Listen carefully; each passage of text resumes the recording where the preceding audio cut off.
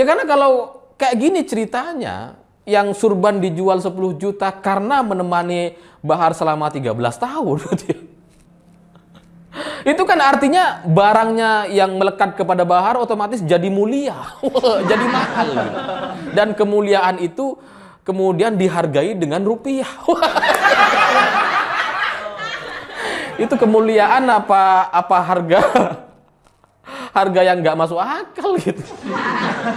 Keberkahan kok dinilai dengan rupiah, dan bagi saya itu udah nggak rasional gitu, karena semua barang yang melekat kepada kita, kepada orang gitu ya, itu nggak bisa membuat barangnya itu menjadi mahal, sama aja sebenarnya gitu.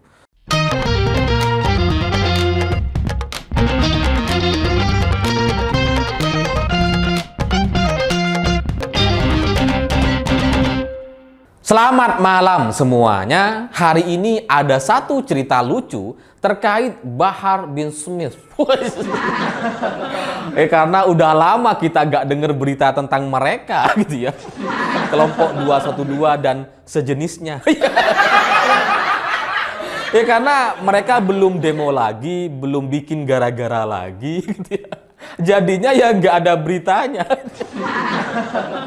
Dan mungkin juga karena faktor bohirnya lagi istirahat kayaknya gitu, atau lagi sibuk, karena sebenarnya kemarin itu ada isu yang sangat-sangat fatal sekali, di mana Bupati Bogor itu sempat mengatakan bahwa dia berani untuk sumpah sambil nginjek kitab suci umat Islam gitu.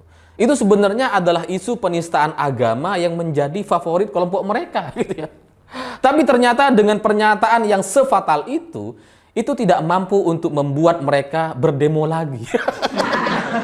Nggak tahu, entah mereka sudah bosen gitu ya, bosen nasi bungkus mungkin gitu.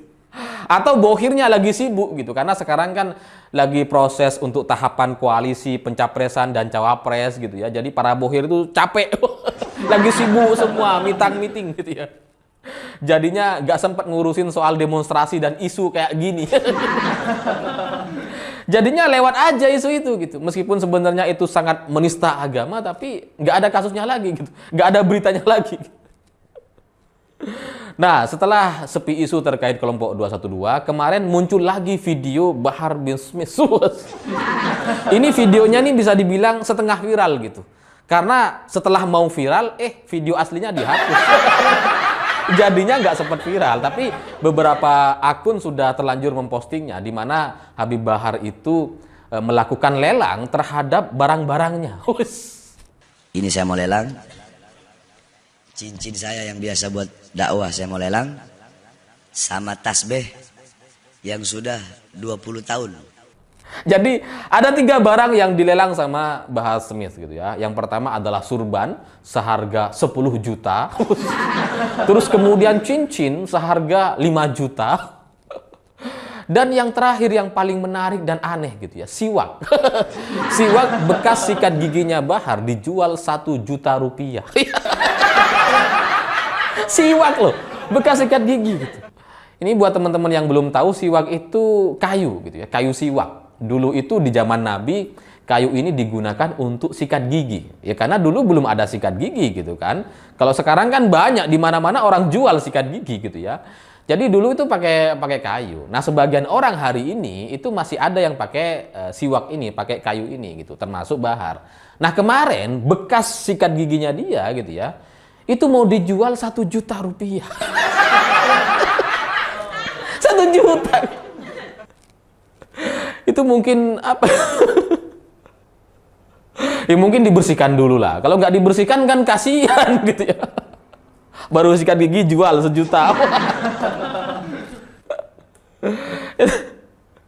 Dan saya lihat dari video yang cukup pendek itu yang beredar di beberapa akun sosial media gitu ya.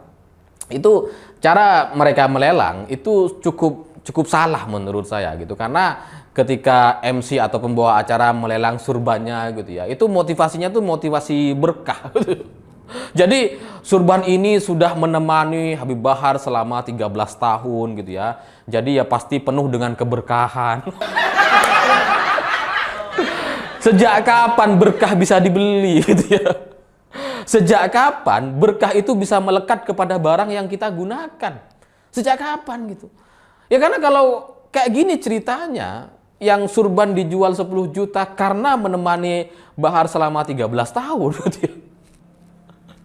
Itu kan artinya barangnya yang melekat kepada Bahar otomatis jadi mulia, jadi mahal. Gitu. Dan kemuliaan itu kemudian dihargai dengan rupiah.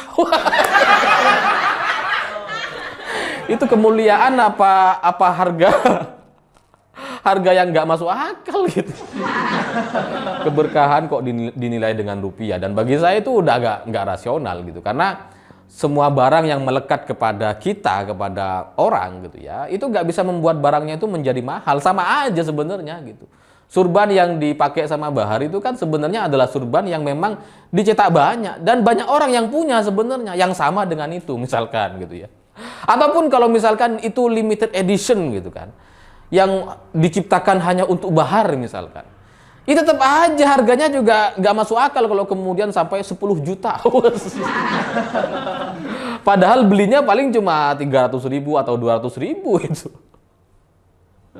Ya tapi mungkin sampai di sini banyak orang yang juga ikut membela gitu ya. Sebenarnya lelang itu biasa dan juga sudah dilakukan oleh banyak orang gitu ya. Ya memang sih gitu ya, seperti artis, misalkan artis Korea atau atlet gitu ya, yang melelang bajunya atau melelang barang-barang yang pernah mereka kenakan, mereka gunakan, memang pernah gitu. Cuma ketika mereka melelang para artis, para atlet atau tokoh-tokoh ini, itu tidak menjual narasi soal keberkahan gitu. Jadi nggak pernah tuh tiba-tiba artis K-pop menjual bajunya, wah baju ini memiliki keberkahan, memiliki energi positif saya. Nggak ada gitu. Jadi cara mereka melelang yang kemudian membangun narasi soal keberkahan itu menurut saya itu salah sekali. Sehingga motivasi pembeli gitu ya, orang yang membeli itu diberikan cerita seolah-olah kalau mereka beli, mereka nantinya mendapatkan keberkahan. Ini pembodohan, ini pembodohan. Jadi menjual dengan cara-cara yang salah atau membodoh-bodohi gitu. Dan kalau soal tokoh, misalkan tokoh lain yang ada di Indonesia gitu ya, yaitu Bung Karno dulu juga pernah melakukan lelang, tapi Bung Karno itu tidak tidak hadir langsung dalam lelang itu. Jadi dalam satu cerita Bung Karno lagi butuh uang jelang bulan Ramadan gitu ya. Terus kemudian menghubungi stafnya dan bilang, tolong kasih tahu kepada pengusaha peci, yang pecinya itu selalu dipakai sama Bung Karno. Intinya Bung Karno butuh uang. Dan waktu itu pengusaha peci ini ya karena berpikir cuan-cuan gitu ya, akhirnya dia minta kopiah milik Bung Karno untuk dilelang gitu. Dan ceritanya tuh lucu karena kopiah Bung Karno itu sebenarnya cuma 1, tapi yang dilelang ternyata 3. Jadinya dapat duitnya banyak gitu. Nah, Bung Karno tuh marah sama pengusaha itu dan bilang, wah kamu itu nakal katanya. Jadi tapi itu sudah terlanjur terjadi, uangnya sudah terlanjur didapatkan, dan uang itu kemudian sama Bung Karno diserahkan untuk zakat di Sunan Giri gitu. Jadi dibagikan kepada masyarakat pada akhirnya dari hasil lelang itu. Tapi ya pada intinya kalau Bung Karno melelang barang itu agak masuk akal gitu, karena beliau ya cukup sederhana dalam kehidupannya, terus kemudian beliau juga adalah sebagai proklamator bangsa ini gitu ya, jadi pendiri bangsa atau negara Indonesia. Jadi ya masuk akal kalau kemudian barang-barangnya dihargai mahal gitu. Nah, sementara Bahar kan enggak gitu ya. Ya mungkin secara keilmuan dia hafal banyak ayat-ayat misalkan gitu ya, misalkan. Tapi kan itu tidak membuat dia menjadi otomatis mulia dengan hafalan-hafalan itu gitu. Ya gimana caranya mulia kalau dia keluar masuk penjara, pernyataan-pernyataannya banyak bermasalah secara hukum gitu ya, yang sangat kasar, yang sangat vulgar sekali pernyataan-pernyataannya gitu. Masa ya orang yang kayak gini kemudian melelang barang dengan harga yang sangat mahal sih? Dan kemudian ada yang beli. Nggak tahu tuh, siwak tuh ada yang beli atau enggak gitu, karena yang saya lihat di cuplikan di YouTube-nya gitu ya, itu yang beli cuma surban gitu. Setelah itu nggak ada lagi gitu, karena surbannya itu kan dijual 10 juta. Nah, si Bahar ini melelang dan bilang ini dimulai dengan 10 juta. Siapa yang mau? Waktu itu nggak ada yang mau gitu, karena yang hadir di acara dia itu mayoritasnya adalah santri. Ya santri kan nggak pegang uang gitu. Santri itu pegang uangnya maksimal ya 200.000 atau ratusan ribu lah, nggak sampai 10 juta. Jadi dia melelang di tempat yang salah sebenarnya. Tapi karena sudah terlanjur diucapkan bahwa surban ini harganya 10 juta gitu ya. Akhirnya ada kayak pengurus pesantren atau siapalah di sana gitu ya yang membeli gitu. Siapa yang mau? Oh, saya. 10 juta mau ya? Ya. Habis itu nggak ada yang nawar lagi. Siapa yang mau lagi? Nggak ada, cuma satu. Itu sih bukan lelang namanya, itu kepaksa kayaknya. Ya karena kalau lelang itu kan biasanya ada banyak orang mau beli gitu. Terus kemudian harganya tuh naik gitu. Dari 1 juta, 2 juta, 3 juta, 4 juta gitu ya. Atau kalau 10 juta harganya naik jadi 12, 15, 20 biasanya gitu ya. Itu kan lelang yang normal. Ini enggak ada nih. Jadi ketika dibuka dengan 10 juta, laku 10 juta dan cuma satu yang mau beli. Itu pun kepaksa kayaknya. biar gak malu Habib Bahar gitu ya. Malu kalau misalkan sudah dilelang 10 juta, gak ada yang mau. Malu. Jadi ya itu kepaksa karena mungkin ya harganya juga nggak sesuai gitu. Harga surban cuma sekitar 200-400 ribu, dijualnya 1 juta. 10 juta. Ya tapi cuma surban itu yang ada videonya gitu. Sementara siwak sama cincin itu nggak ada videonya. Karena sudah dipotong dan sudah dibuang di YouTube. Tapi ya entah gimana ceritanya soal siwak itu, bagi saya itu adalah pembodohan gitu. Karena menjual barang yang bekas pakai dan itu bekas pakai yang cukup ya gigi itu kan cukup pribadi gitu ya. Kita itu kalau sikat gigi kan nggak mau kita sharing atau kasih ke orang lain gitu kan itu barang milik pribadi. Terus kemudian itu dijual dengan harga mahal, bagi saya itu pembodohan gitu. Ya tapi Bahar itu ingin menegaskan bahwa dirinya itu dihormati sedemikian rupa gitu ya, dimuliakan oleh banyak orang sehingga harga siwaknya bekas pakai dia gitu ya, itu kemudian dihargai 1 juta rupiah.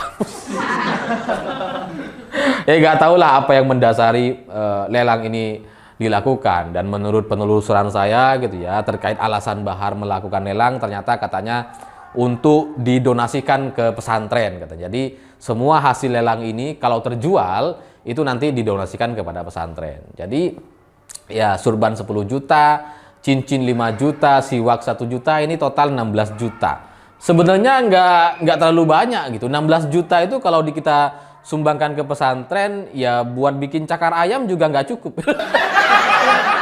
Jadi sebenarnya nggak terlalu besar-besar banget, dan itu nggak sesuai dengan profil seorang Bahar yang terlihat begitu bermewah-mewahan. Itu karena Bahar itu kan terlihat mewah sekali hidupnya gitu ya, yang di jacuzzi gitu ya kan, pakai rokok, wah stafnya banyak, kan mewah gitu. Nah sekarang melelang barang untuk disumbangkan, nggak masuk akal gitu. Kenapa dia nggak nyumbang sendiri aja? Dia kaya tuh. Kaya apa enggak itu? Nggak tahu. Tapi intinya nggak sesuai dengan profilnya gitu. Dimana dia itu keluar masuk penjara gitu, terus kemudian banyak pernyataan-pernyataannya yang kasar sekali, tapi kemudian barang-barangnya jadi berkah dan mulia. Itu gimana ceritanya? Nggak sesuai bagi saya. Tapi ya nggak tahu buat kelompok mereka yang pada intinya menurut saya kita harus melihat kisah atau cerita ini dari sudut pandang yang rasional, bahwa ke depan gitu ya masyarakat kita jangan sampai kemudian dibodoh-bodohi lagi dengan cerita atau cara-cara yang seperti ini gitu. Karena yang namanya barang gitu ya, barang itu ya sama aja. Yang namanya surban ya surban yang sama, yang namanya cincin yang sama. Jadi ya jangan karena yang jual seorang tokoh atau ulama terus kemudian harganya jadi mahal gitu. Itu jangan sampai, karena itu jadi membodoh-bodohi gitu. Itu terlalu memuliakan orang dan barangnya gitu. Tapi ya mungkin yang membeli kemarin itu mungkin karena terpaksa aja. Dan di luar itu kalau memang barang yang melekat kepada ulama, kepada tokoh gitu ya. Bahar sih bukan ulama dan bukan tokoh, tapi kalau misalkan kepada tokoh ulama siapapun itu terus kemudian bisa menjadi mahal dan berkah gitu. Itu nampaknya tidak bisa berlaku atau diaplikasikan kepada mobil atau barang elektronik. Misalkan HP gitu ya, HP yang digunakan ulama misalkan. Terus kemudian bekasnya dijual dengan harga yang lebih mahal. Harganya 5 juta, dijual 50 juta. Kayaknya nggak bisa. Kenapa? Karena ada kecerdasan di sana. Di teknologi itu ada kecerdasan, ada rasionalitas gitu. Ada logika di sana. Jadi ya nggak bisa mahal gitu. Tapi di surban itu nggak kelihatan, di cincin nggak kelihatan teknologinya gitu. Jadi makanya mungkin kalau menjual barang-barang yang tidak ada hubungannya dengan teknologi itu bisa mahal. Tapi kalau mobil, motor bekas ulama gitu ya, itu nggak bisa dijual mahal. Jadi ya semoga kita menjadi lebih cerdas ke depannya dan tidak mengagung-agungkan seseorang secara berlebih-lebihan. Saya pikir itu. Terima kasih sudah menonton. Begitulah kura-kura.